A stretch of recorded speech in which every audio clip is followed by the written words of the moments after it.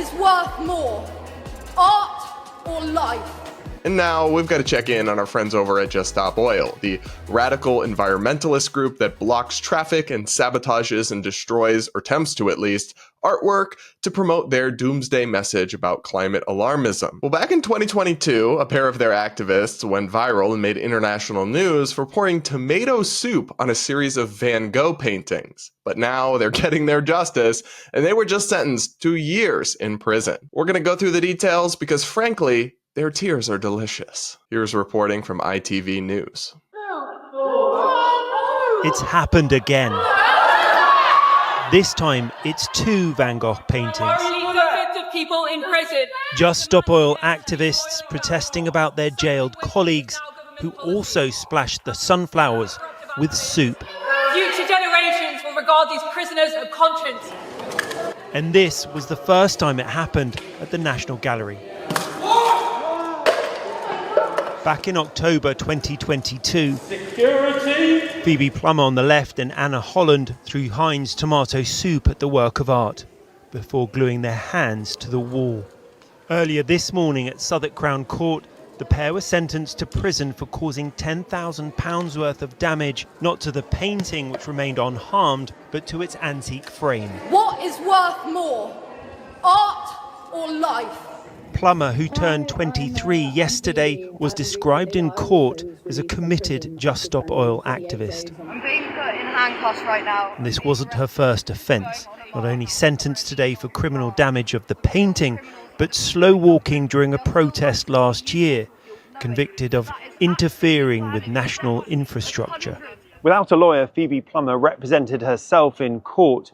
She gave a 20-minute speech saying she knew her actions would lead to a conviction, but she had to do it because of what she called an accelerating climate emergency. The judge did interrupt her when she compared herself to a political prisoner, saying, "This isn't helping you, Miss Plummer." She was given 2 years in prison. Holland, standing next to her, got 20 months.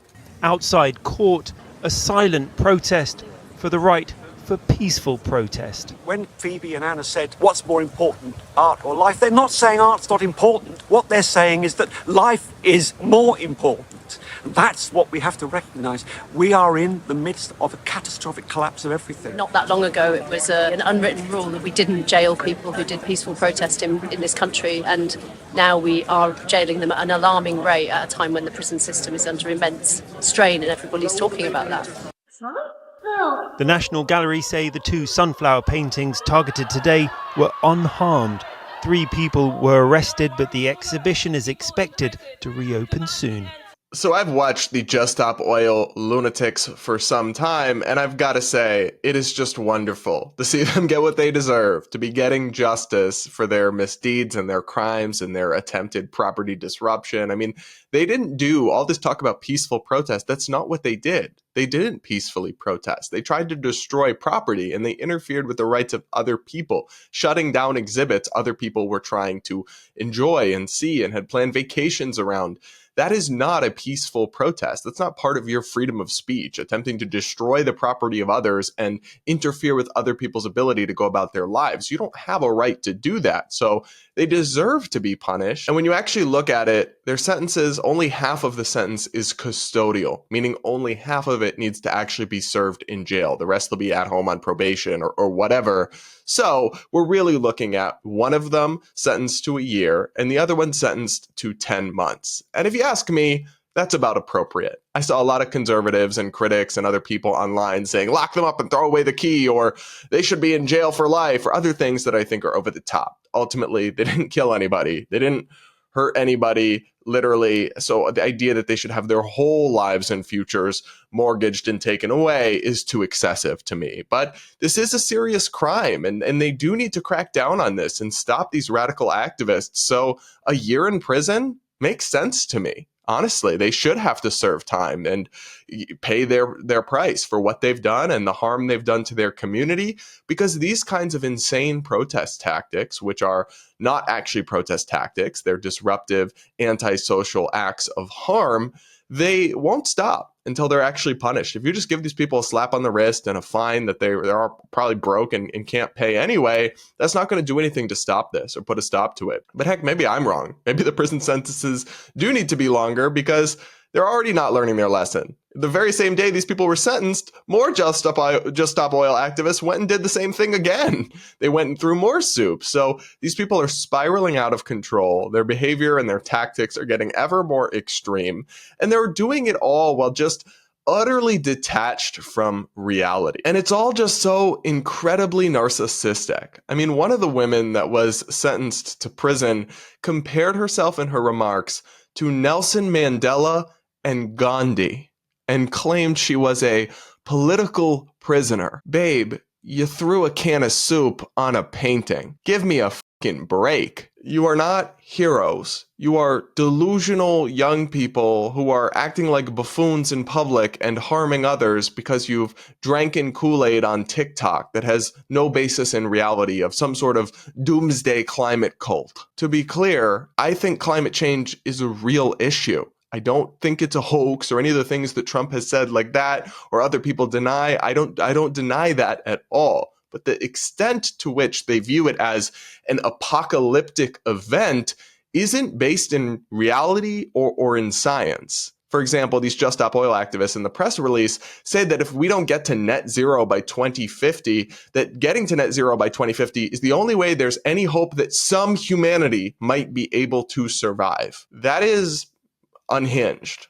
That is just totally untethered from reality, from what even bodies very concerned about climate change, like the IPCC, actually say in their projections for what they think. And a lot of their past projections and past projections from similar types have been very wrong, and things haven't been as bad. You go back and watch Al Gore's An Inconvenient Truth and see what he says life would be like by 2024, and then compare it to reality. A whole lot is actually nowhere near as bad as they said. But even taking at face value their concerns and their projections, they outline huge costs and threats to human life, potential from climate change, but nothing that is extinction level or apocalyptic. That's just not based in science. It's based in whatever Kool-Aid these climate cult young people are drinking, but it has no basis in reality, and they totally ignore the huge and key role that fossil fuels play in keeping human beings alive across this globe. The idea that you could get rid of them anytime soon, and they're calling for complete moratoriums on them ASAP, is just delusional, and it would have immense costs and cause far more human suffering and death and premature mortality and so many other issues than anything else they're worried about. But none of that's to say that we shouldn't be concerned about climate change. I do think we should care about climate change. And that's one of the reasons I support things like nuclear power, which is very effective and efficient. And if we could deregulate it and allow it to be rolled out in more places, it can provide reliable energy with no carbon emissions. So I want to talk about solutions to this issue. But what's hilarious is that these people, these activists, they're very good at PR, at making headlines, at drawing attention to themselves, but they do so unequivocally. And this is not an opinion. This is a fact. They do so unequivocally at the expense of the popularity of their own cause, which is raising concern about climate change. These Just Stop Oil tactics make people care about climate change less. They piss people off, they make them less receptive to their message, and they sabotage any actual concern for this movement. They are completely self-aggrandizing and narcissistic, and in fact, self-destructive to the actual cause that they are painting themselves as political heroes like Gandhi or Nelson Mandela about. It's really glaring stuff. And I'm not speculating here, guys. This is what research has found. So quoting here from the Annenberg Policy Center, they did a poll. Do nonviolent disruptive actions decrease or increase your support for efforts to address climate change? 46% of respondents say that they decrease the support for efforts to address climate change. 40% say that it has no effect, and 13% say that they increase their support for addressing climate change. So on net, these tactics have a huge negative effect on the climate change movement. What we have here are crazed, narcissistic young activists terrorizing the public while sabotaging the cause they say they support. It is truly insane and unhinged stuff, and I'm glad to see it finally being cracked down upon as it needs to be. My message to Just Stop Oil is quite simple. Please, just stop. But what do you guys think? Let me know in the comments below.